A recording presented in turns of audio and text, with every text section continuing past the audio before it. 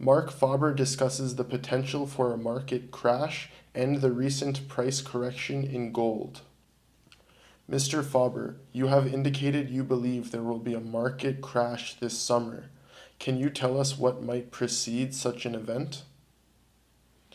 What was the trigger of the '87 crash when markets fell 21% in one day?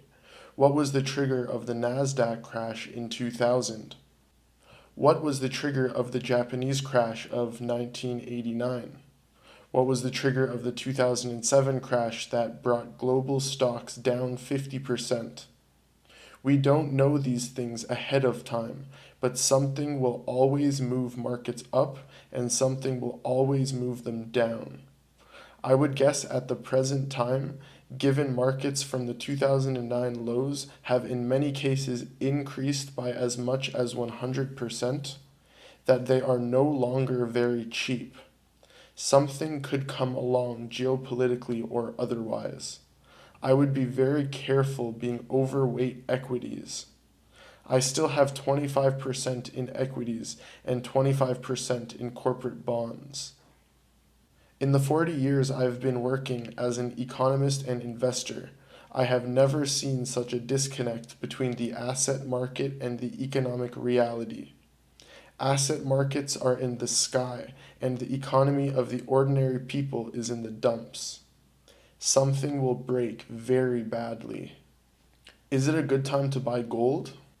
Nobody knows whether it's a good time to buy gold or not. As I have repeatedly said in my reports, I buy gold every month, and on the recent decline, I bought more at $1,400, and I have an order at $1,300, and one at $1,200, and one at $1,100. But they were not filled, just the $1,400.